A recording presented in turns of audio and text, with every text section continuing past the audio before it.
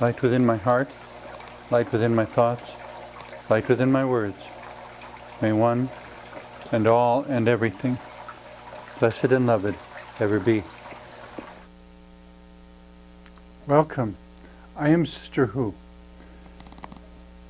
There is a common saying, I guess, a witticism: what you resist persists. And sometimes it's true and sometimes it's not. But the point of today's show is that I wanted to wrestle with that a little bit and see what wisdom and additional insight we can get out of it. That there is a sense in which something is occurring, and the more you resist it, the harder it pushes. The more you try to deny that something has happened. If, for example, there was a flood, and it was a terrible thing, and there's water everywhere, and everyone's trying to be cheerful and pretend that it's not a problem, and at some point you almost want to look at some people and go, excuse me, reality check, you're standing waist deep in water. Or perhaps a better example, and it's one, on one hand, it's like, yes, I understand putting your best foot forward and keeping a stiff upper lip and trying to smile in the face of pain and all that sort of, if it helps you, if it's empowering, great. But I think it takes energy to do that, and I would rather direct that energy toward actually fixing the problem.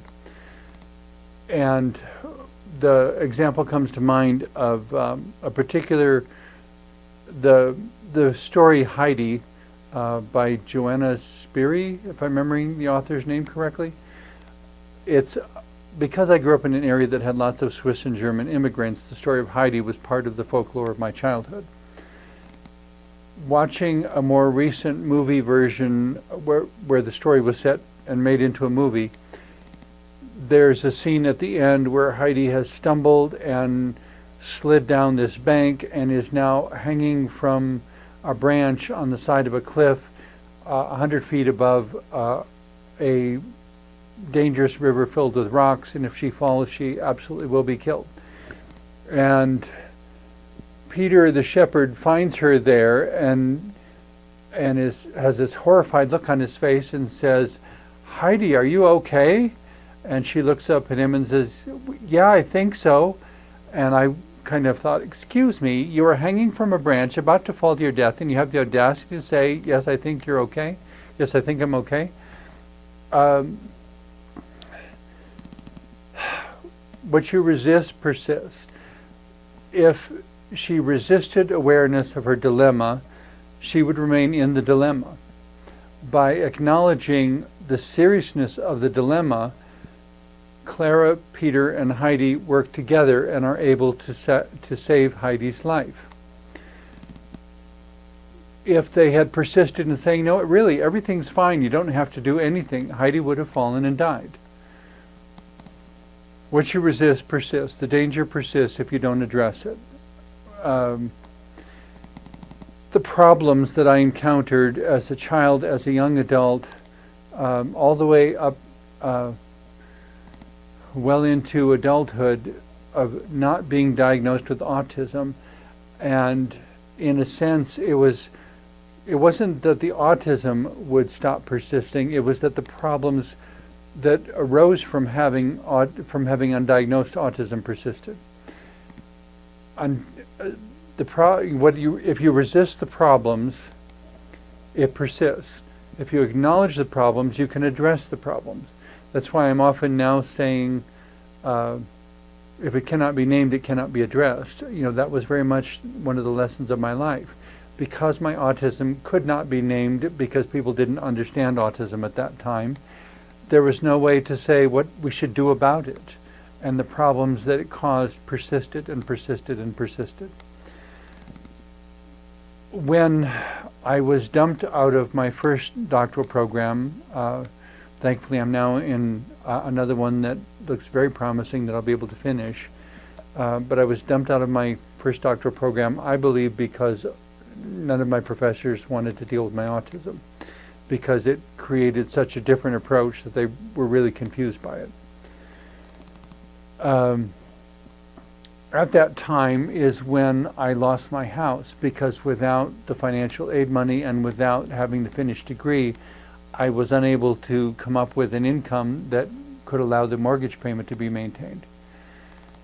And having heard this phrase so many times throughout my adulthood, that what you resist persists, and so when a problem arises, to kind of lean into it with ingenuity.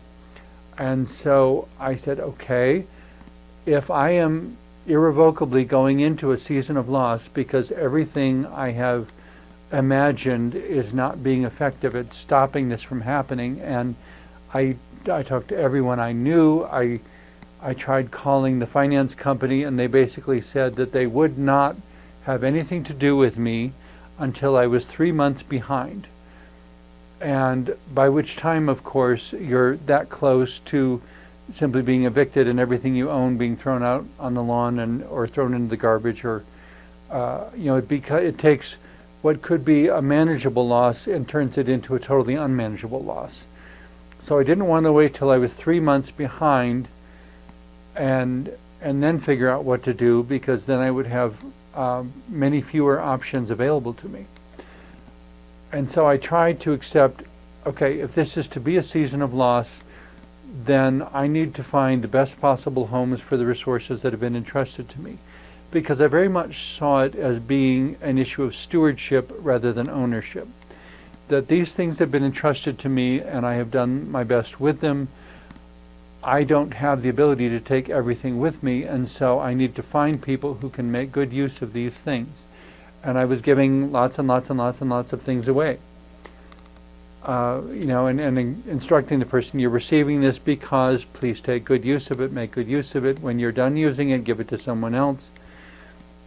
Some of the people turned out to be trustworthy and some of them did not. I was very heartbroken later to hear of one particular person especially, to whom I had given all sorts of resources, who frittered them away and wasted and threw some in the garbage and neglected others. And it was just very, very sad, because I had trusted them.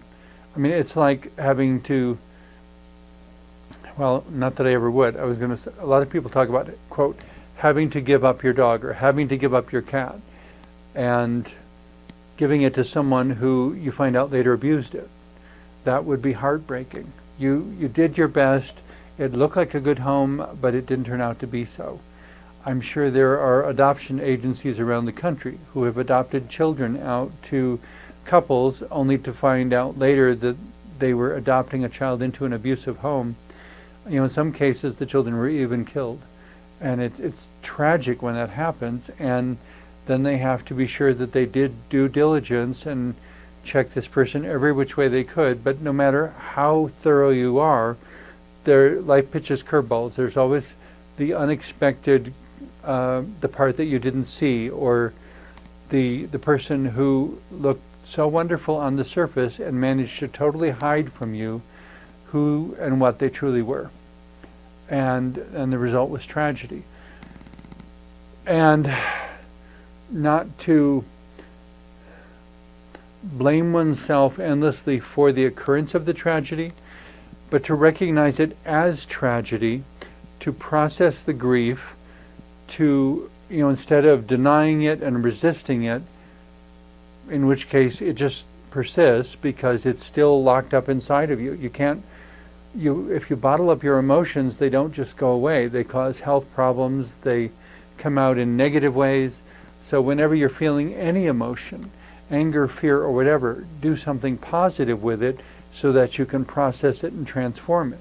Well, I tried to bring all of that understanding to losing my house, that if this is to be a season of loss, I'll give away everything I can, take inventory of what I've got left and what's the minimum that I need, and where can I go with this, and start to rebuild my life.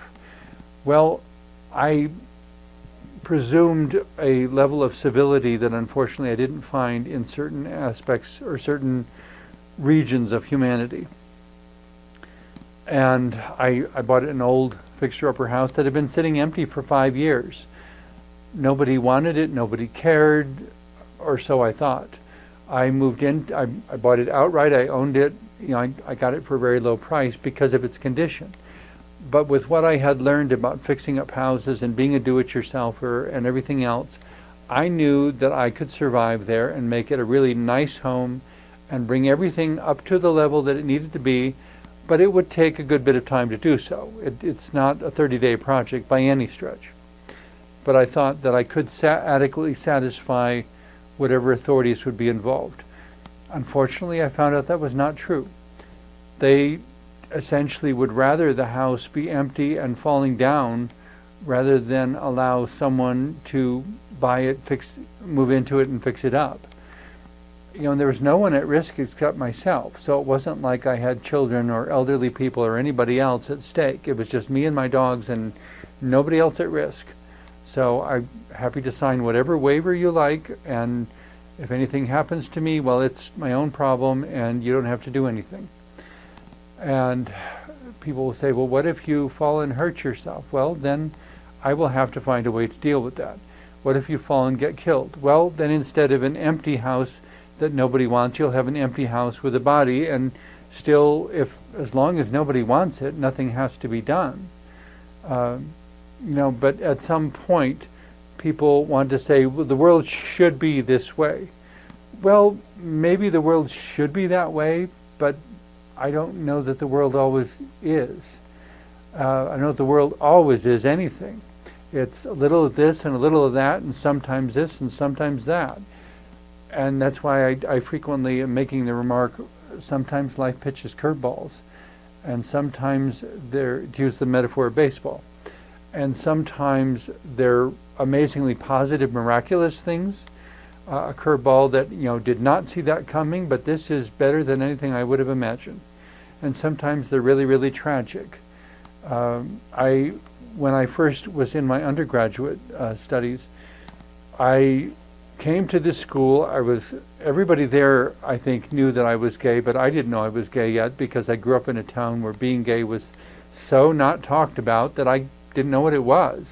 I knew I was different from the time I was 4, but I couldn't figure it out, and no one had been willing to have an open, honest, informative conversation with me. I found one professor at college who was willing to have those kinds of conversations, and when he noticed that I was answering his questions in the form of Socratic dialogue, he got really excited because he rarely got a student like that. For the first semester, we worked together, and I was very encouraged by him almost becoming a sort of mentor for me. Then we had Christmas break and came back, and the professor wasn't there, and found out that during Christmas break he had gone back to an area where he had grown up, where he still had some relatives there, and during the Christmas break had been involved in a carjacking and been shot and killed. And I just thought, this is bizarre, that I finally meet a teacher that seems absolutely perfect for me and me for them, and this is an incredibly collaborative juxtaposition, and then out of the blue, this tragic curveball gets pitched. He's only in this big city for a few days, maybe a couple days, and for that to happen with such precision just really makes you wonder what in the world was going on to have that kind of negative synchronicity. There was an auto accident I heard about where someone was driving down the highway, got a flat tire, and pulled off to the side of the road.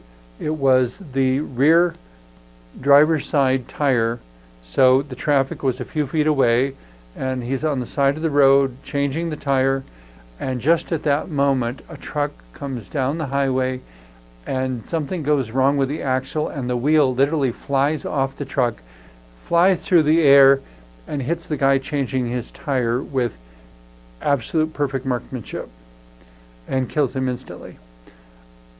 And we hear about things like that. Thankfully they don't happen very often, But it's those kinds of split-second synchronicities. If that truck had been 5 feet further forward when the wheel came loose from the axle, the tire would have ricocheted off the hood of the car and not hit the guy changing the tire. For it to be so precisely timed and aimed is just bizarre. I mean, how do you explain that, and what meaning do you make of it? Well, and that comes back to questions of spirituality.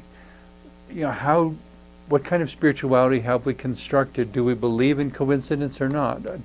Most people I've met don't believe in coincidence, but don't really have an answer when we have to ponder the occurrence of freak accidents like that are so split second and so perfectly positioned, and if anything had been 2 feet different, then the tragedy would not have happened. If he had stopped his car 2 feet further ahead than where he did, if he or 2 feet behind, or if 30 seconds later, or any number of possibilities would have altered the outcome. So I guess the point I was trying to get in all this is accepting and trying to work constructively with the occurrence of seasons in life. That just as we try to work harmoniously with natural seasons or with weather seasons, spring, summer, fall, and winter, if you know winter is coming, there are certain things you do to get ready. When you know spring is almost here, there are certain things you do to get ready. If we knew the seasons of abundance or the seasons of misfortune were coming, what could we do to get ready for that? Or how can we create a world where the misfortunes somehow don't hurt as much as they otherwise would? Or the tragedy is not quite as massive as it otherwise would be. There's a particular kind of housing that I just absolutely love from everything I've read about it, and if I ever find myself with those kinds of financial resources, it's the kind of house I would want to build. But I think it's called a monolithic dome, but it's combinations of like an inflated balloon that first they spray on polyurethane foam for insulation, then they spray on concrete, then they spray concrete on the inside. I mean, it's different sorts of layers and such, but it's so energy efficient that there is virtually no heating or cooling cost, and it's virtually indestructible because it's got this concrete shell. The information I found on the internet suggested that there are homes of this construction that have been built in California and been subjected to earthquakes, and they survived the earthquake. And then there was a brush fire, and the fire went literally right over the house and didn't damage the house because the house is nothing but a concrete shell. And so the damage that had to be repaired was mostly cosmetic. It wasn't any major structural damage. It was just an amazingly well-engineered building material and system in terms of energy consumption, in terms of being impervious to disasters. Thinking, if we had those sorts of systems in place, it seems to me that there would be a lot fewer tragedies with which we would have to cope. But the challenge then is that we need to figure out how to make these resources available to more people. And at the present time, of course, we're dealing with economic obsession. And I'm not holding my breath that it's going to disappear anytime really, really soon. But like any obsession, economic obsession will ultimately destroy human life, because obsessions destroy relationships, and they bring tragedies in their wake everywhere they go, because you're not interacting in a way that is healthy and intelligent and wise and loving and good.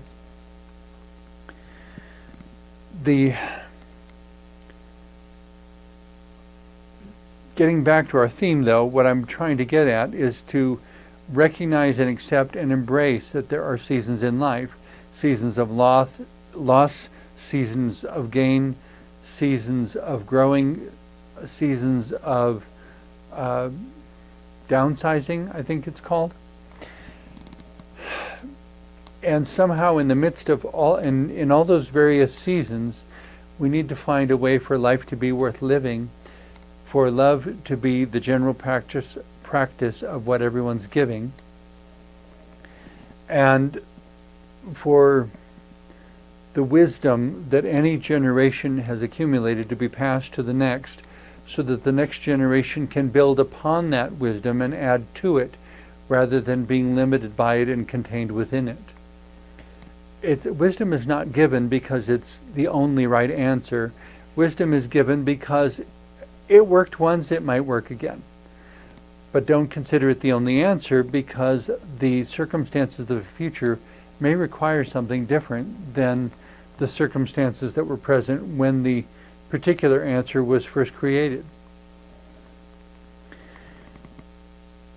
The touch tone phone, when it was invented, took some of the problems out of the whole rotary phone system, and because there's only so fast you can dial a rotary phone, because you have to wait for the dial to spin back. I don't know how many people remember what a rotary phone is, but it's what I grew up with. And boy, that was a long time ago. Well, depends on how you look at it. In any case, when they had touch-tone phones, suddenly you could dial numbers faster. Well, that's all well, and then we decided we could use the tones to send messages over the telephone line. Well, now, of course, we've gone all sorts of steps beyond that, and have all sorts of things that could be programmed, calls that can go out simultaneously in multiple directions. The wonders are amazing, but it's the thing I keep coming back to, I guess, is understanding in which season am I living, what are its resources, what are its limitations, and how do I transcend those limitations and offer the baton, if you will, like a relay race, offer the baton to the next runner in front of me, so that the race can go on and on and on and on. Though, of course, for some reason I'm really not a comedian, but I'm reminded of the joke somebody told me. Why do they call it the human race if nobody wins? But I guess that's where I'm reminded of a show that I did somewhere in the past, where I basically tried to address the question of wins what?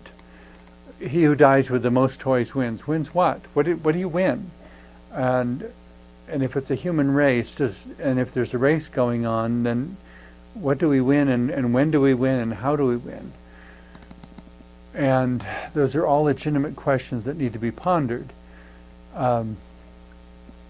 But the additional thing to bear in mind is that no season lasts forever, and that every season has certain predispositions, certain advantages, certain, I'm not quite sure what the word is, but it's certain things that are very that it is very intelligent to do during that season. We plant the garden in spring, for example, because the temperatures aren't quite so severe. If we wait till summer, the other thing is that the growing season gets shorter the further into summer you go. At the beginning of spring, you have a long growing season. If you plant in summer, you have a short growing season. To anticipate all of that and figure out what is the best thing to do within whatever season I am now experiencing. If I am experiencing a season of loss and pain, what is the best I can do with that? Not to bring everybody down around me, but also not to expend my limited energy trying to keep them up or keep them comfortable with, to enable their fantasy that everything is fine. Because everything is absolutely not fine. To the extent that we can identify in what season we are living, in what season of our own life, and not what is appropriate to that life according to somebody else's measure and somebody else's standard, but what is appropriate to that life according to my own integrity. that I don't want to live a lie. I don't want to lie to you or you or you or anybody. I want to live my truth, and if my truth isn't exactly the same as somebody else's, I don't think that's necessarily a problem, but I do need to integrate my truth with everyone else's if we are to also be collaborators making life itself genuinely work. There really is joy available within each season, but there are also moments to grieve and losses to accept. And yet, accepting a loss is not the same as settling for less than the best you can do, and it's not the same as settling for whatever crumbs the more wealthy classes may be willing to drop your way. It's accepting is not settling. Accepting is taking inventory and saying, this is what it can do, this is what it can't do, and this is why. If there's a way that I can think of to change the why, I can change what's in the column of can and cannot do. In any case, thank you very much for watching. I hope the last half hour has included some helpful insights for you. Thank you.